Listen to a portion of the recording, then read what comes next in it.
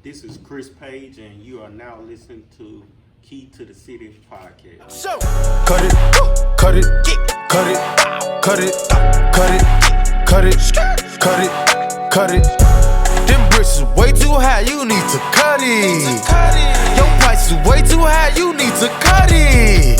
Cut it, cut it, cut it, cut it, cut it, cut it, cut it, cut it. Them bricks is way too high, you need to cut it. Your price is way too high, you need to cut it. Hey folks, welcome back to another episode of Key to the City podcast. You know what it is, it's your country kinfolk Yoni, and I appreciate y'all still tuning in with me, man. Appreciate everybody that's been liking, sharing, comment. Whatever you've been doing to spread the word about a podcast, I'm going to thank y'all every episode because I appreciate it. You don't have to do that. And once again, thank you for voting us best local podcast in Jackson. We appreciate it, baby. We on the grind, but still got a lot of work to do. But anyway, we still rolling along, and this episode is no different. I got one guy that I consider a mentor. He's like a out of sight, out of mind mentor to me. I be scoping his page out on the low and just keeping up with him with everything he got going on. I admire his hustle and his dedication, his commitment. He's a father. He's an entrepreneur, small business owner. He's a barber. He's a retailer. Anything you can think of, this man has going on. And like I say, we want to give them their flowers while they can still smell them. You dig that? His barbershop, Custom Cuts and Styles. I got that right. Yeah, Custom Cuts and Styles. They were voted best barbershop in 2012, 2013. I might have that back. 11 and 12. 2011, 2012 by Best of Jackson. They were finalists this year for 2020, and he was voted best barber in 2020. You did that. I'm sitting with the best barber in Jackson. Don't get it twisted. I only have quality guests. You understand that? So without further ado, ladies and gentlemen, please welcome to the city my dog, my mentor, my guy, Christopher Chris Paige. What's going on, big dog? Hey, man, I appreciate that. Hey, did I introduce you right? Yeah, man, that was a good introduction. I don't think I ever had one like that, but that was a good one. Hey, we try to put the shine on you. So how your day going so far? My day been pretty cool. It just, you know what I'm saying, finally had a down day. My last 2 weeks just been kind of hectic. Yeah. Road tripping and traveling, working, you know, take care of family. But I finally had a down day. This was my down day. I just had a little stuff I had to do. Word. Now you said you had an expo going on, so it's always important to stay abreast of what's going on in your industry and keep that top of mind to let you know what stages they take next as far as your business is concerned. Yeah. Expos are good, actually great for barbers, like new barbers, students, vets in the game and everything. Just stay on top of the industry and see what's coming out new and just seeing new things. Now I seen this guy come a long way, man. I remember, I think the first time I met him was at a barbershop on Raymond Road. Had to be about 10, 15 years ago.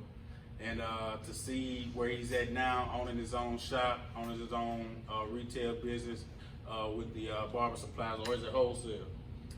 Actually, retail and wholesale. Retail and wholesale. So we're going to get into a little more of his background. So how long have you been a barber, and what motivated you to become one in the first place? Man, actually, the end of last year made 20 years for me. Licensed. 20 years in the game, all right. Licensed 20 years, so, yeah. Just like any other bar, we probably started out on the porch or in the kitchen, so I probably did that for about 4 years before I went to school and got licensed. So was a passion of yours when you was a kid, or man, what was the first time you said, that's what I want to do? Man, it's so crazy because, like, when I was younger, me and my friends used to go to the neighborhood barber, a guy named Phil. I'm talking about he can get down with them clippers. Yeah. And I used to just watch him when he cut my friend's hair and my or whatever when we go over there. And I was like, man, I can do that. So I kind of picked up some of his techniques and the kind of way he was cutting. And then I just grabbed a pair of clippers and just started cutting on my little bro. So you were like the guinea pig. Yeah.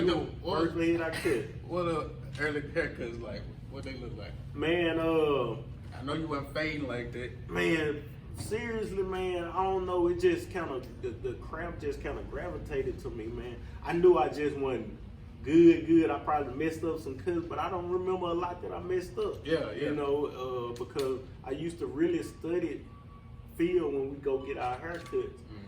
when we go get our hair cut, and when I started cutting, we didn't have the adjustable clippers. You know what I'm saying? So the way he was cutting hair, like made it hard to cut hair, but he was doing it so good it made it look easy.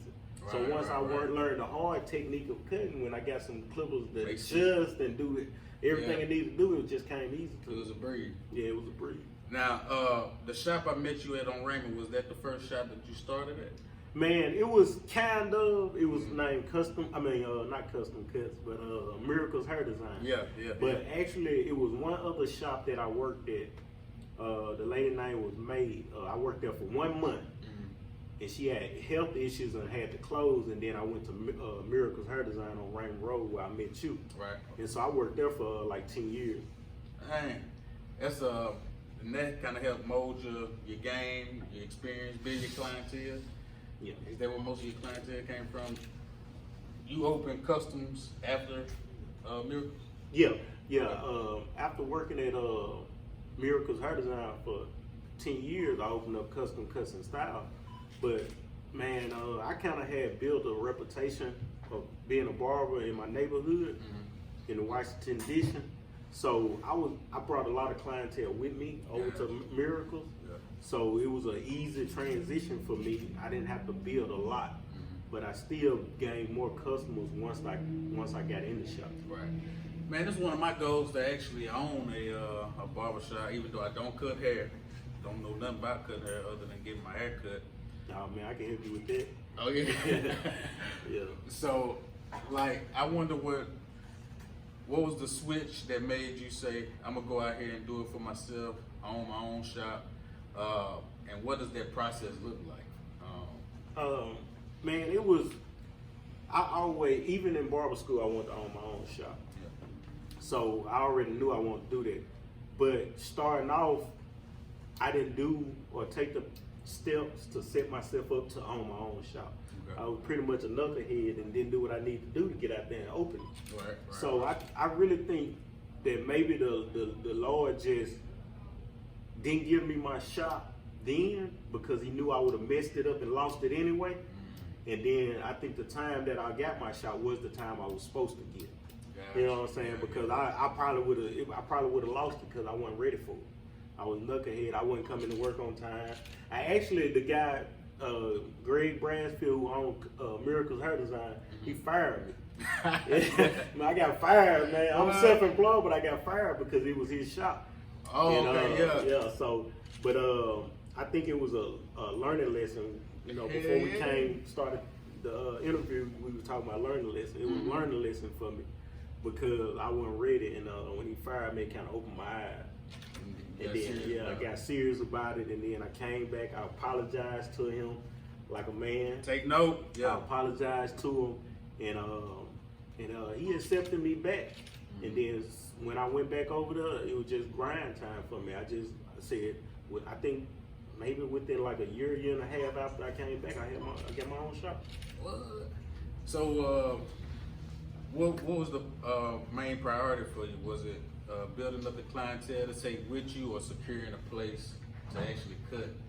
And what was your plan leading up to that? Was it just putting back money, scoping out loans?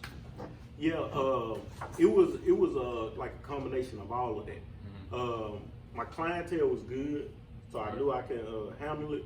But I had to find a location, a building, and what I did was I took my income of what I was already making with my customers, and I did a projection on what my bills would be, and my mortgage, and I said, if what I make don't take care of these bills, then I don't need to build it, because I didn't want to depend on having somebody in the shop to take care of it, because if everybody leave, I need to be able to handle it. Right. So I didn't want to base it on somebody else. I based it on myself.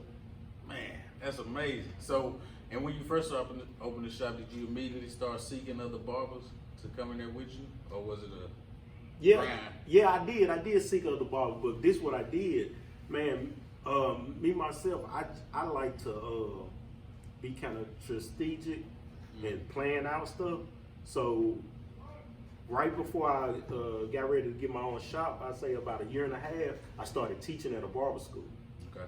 And so when I started teaching at the school, I knew I had first pick out of who in school and who coming out and what if a student was serious about this business or not. Yeah.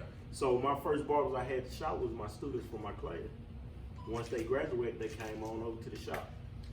So I had a pipeline straight from the barber school to my shop. Not only is he the barber, but he is the plug. and he got the pipeline. And speaking of teaching, you got your barber license from Hines, right? Yes.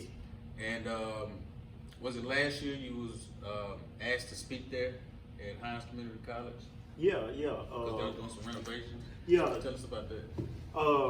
Yeah, I'm a licensed instructor. I got my barber license and my instructor license from Hines in Utica. And they renovated the barber and cosmetology building, which was a whole building. So they had to move all the students into another building while they renovated. Right. So once they got the building done and finished, they had a ribbon cut. And they asked me to come down and speak. So I came down and spoke at the ribbon cutting. And the Mississippi Barber Board came out. Clyde Muse, I think he over Hines, all the Hines. He came out and some more people came out and I spoke on behalf of the barber department. That's what's up. See, reputation take you a long way. Key to the City podcast, we got entrepreneur, barber extraordinaire, Chris Paige. A couple more questions for you, man. What I like about your grind, you didn't just stop with the skill that you had as far as being a barber. You made it a priority to branch out into other things like barber supplies.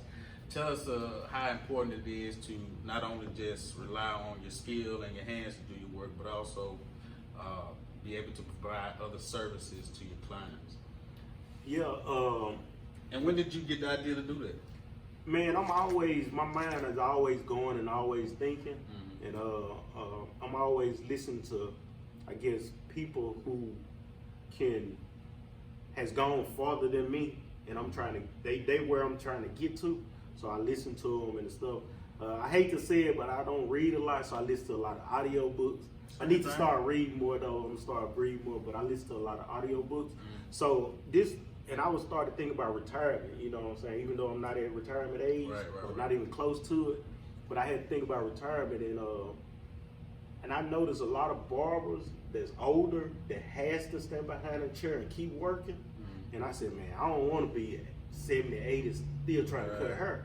So I said, man, let me think about start selling barber supplies. You know, I know all the barbers, I know this game, I know this industry, so why not branch off into something I already know and add it to the portfolio? So I started Paige Barber Supplies because I can once I can't stand behind that chair and keep cutting when my knees and ankles give out, I can still ring up that cash register when somebody want to come in and buy some clippers.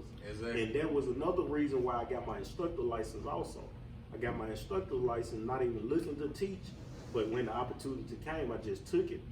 But instead of standing behind that chair, I can sit behind that desk and teach students when I get older. Right.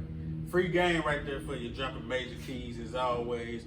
So if a young guy is watching this right now, he may have already left high school, maybe freshman, sophomore in college, really trying to identify what to do with his life. He might have a passion for being a barber. Like, what advice would you give him as far as starting his barbering career and kind of following along the same path as you, even though we all have different paths? Man, I would just say, if there's something you really want to do and you passionate about it, just take that passion and let it fuel you to go for it. Because you gotta have something burning inside of you. You gotta have that it factor inside of you to make you do it. Because there's gonna be some times you want to give up. Right. If you got that it factor, that burning it inside of you, making you push you, it's not gonna let you give up. Right. Even if you want to give up, it's not gonna let you give up because you're gonna go to sleep. You're gonna want to say, "I'm gonna give up. I'm finna go." Next morning you wake up, they're gonna tell you get up and go to that shop, get up, go to that school, or get up and go do whatever you need to do it. So I would say just have that burning fuel and don't give up. Seek out a mentor. Seriously. Man, I'm like Keone. I had a mentor that he didn't know was my mentor, and I just watched him, man, but if I'd have seeked him out and just went to him and said, hey, man, I need to know something about this, I probably could have got some more information, but I didn't ask. So don't be afraid to ask something. And one thing I noticed over this past week with COVID passing, with a lot of his interviews, people said he was so inquisitive. He asked questions. If you want to know something, you got to ask the question. Well, you said something there, and that's kind of why I'm doing what I'm doing now with the podcast, because I'm inquisitive, I'm curious by nature, and like to know what other people going on, and you can pick up on some keys and information like what you just spit. Yeah, man, that's powerful right there. So if anybody's looking to reach out to you, maybe they got a question for you, or maybe they're trying to get a cut, whatever the case may be, let me get the social media handles for your barber page, your supply page, and hours of location for the barbershop. Okay, for custom cuts and styles, we're located at 2445 Tier Road in Jackson, Mississippi, and the Instagram is custom cuts and styles is one word. Styles is one word, so it's set up like that. And my Paige Barber Supply, if you need some clippers, oil sheen, shaving gel, whatever you might need, I can get it. If I ain't got it, I can find it for you. But Paige, my Instagram for Paige Barber Supply is Paige Barber Supply. And if you want to reach me on Facebook, it would be Chris Maestro Barber page on Facebook. And if you got any questions, you just starting out in the game or you've been in the game, feel free to ask me. I don't mind at all. It's so crazy that people think that they can't get information from somebody, but they don't know until they ask. Because I helped 2 people open up barbershops around Jackson. All right. So just like that. So Closed mouths don't get fed, and I'm definitely gonna reach out when I'm trying to open my shop. So we appreciate you stopping through, brother. Key to the City podcast, man. Y'all go support this brother. He doing big things in the city, giving back to the city, taking care of these youngins running around here, man. So y'all support our brother while he's still here, give him his flowers. He did while he can smell them. And another great episode. I am your country cousin Yoni. He is barber extraordinaire Chris Paige. This has been Key to the City podcast. We appreciate y'all. We out.